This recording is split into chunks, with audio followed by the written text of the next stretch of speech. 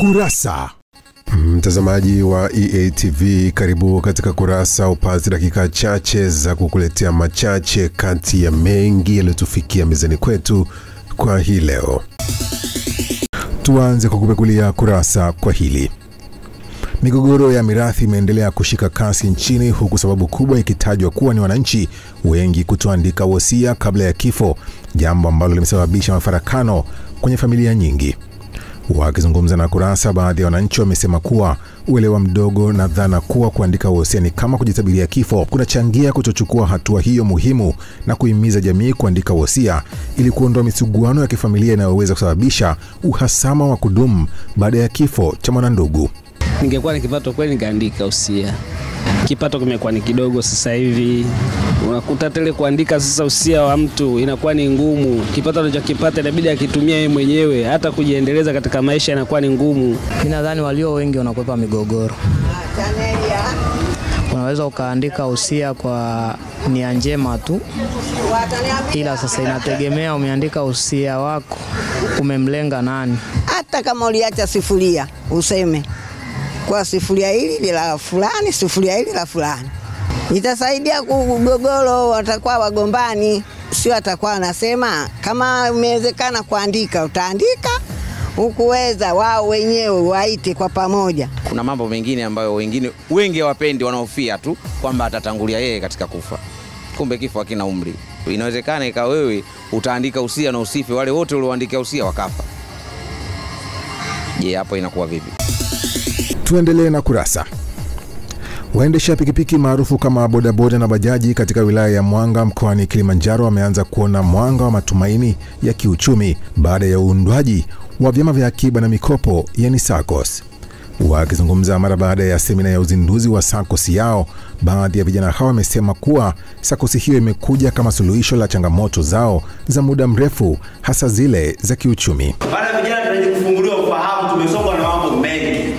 Kwa hiyo tukifunguliwa ufahamu, basi tuna imani kesho na kesho kutwa tutashukuru, kwa maana tumekombolewa kutoka kwenye kifungo cha umaskini. Nina uhakika kama Mwanga hakika benki kianzishwa, mimi nilikuwa ni mdogo sana ninasoma, sasa hivi imekuwa ni benki kubwa sana. Ninaamini kabisa kwamba tutakuwa na benki ya SACCOS hii ambayo itakuja kutusaidia sisi na vizazi vyetu baadaye. Mkurugenzi wa idara ya barabara kutoka mamlaka ya udhibiti usafiri ardhini LATRA, DCP Johannes Katano, amesema kuwa kuanzishwa kwa SACCOS hizi ni sehemu ya mkakati wa kitaifa wa kuleta mabadiliko chanya katika sekta ya usafirishaji. Leo hii wewe ni bodaboda,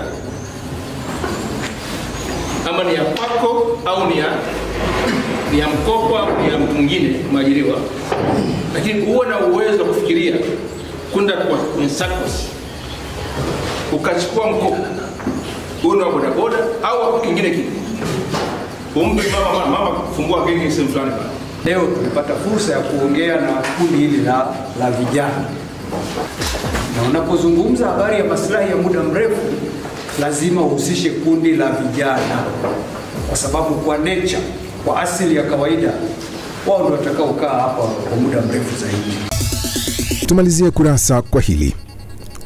Maji machafu yamwagika katikati ya barabara ambayo yanahatarisha afya na uwezekano wa kusababisha ajali kwa watumiaji wa barabara ya Viwandani na Warioba Mikocheni mkoani Dar es Salaam. Wakiongea na Kurasa, watumiaji wa barabara hiyo wamesema wamezoea hali kama hiyo kuiona katika maeneo ya watu wa hali ya chini, lakini sio maeneo kama ya Mikocheni. Bila ufuatiliaji wa serikali, na maana kuangalia serikali za mitaa kuangalia hii hali, inakuwa inatuathiri sana pia, sababu maji ni machafu, then huwa anaweza kuleta magonjwa mbalimbali. Uweze kuangalia hili nalo kwa kina, watusaidie kwa sababu maji yamejaa. Sisi tunaouza madafu tunatumia beskeli, tunajibana huku, tunakutana na gari tena inajibana huku, kwa barabara wanakwepa maji na sisi tunakwepa maji. Maana yake hili ni kero. Serikali watakuwa mrekebishe hii chemba, haifai hapa. Matatizo haya mnaleta athari kwa binadamu, kwa sababu mnaleta magonjwa. Kwa hiyo tunawaomba serikali mje kurekebisha hili tatizo haraka iwezekanavyo. Tumekufungulia na kukufungia Kurasa kwa hayo machache kati ya mengi yaliyotufikia mezani kwetu kwa hii leo.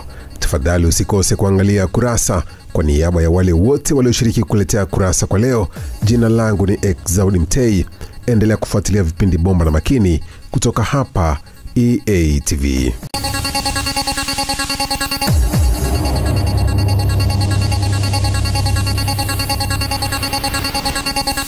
Kurasa.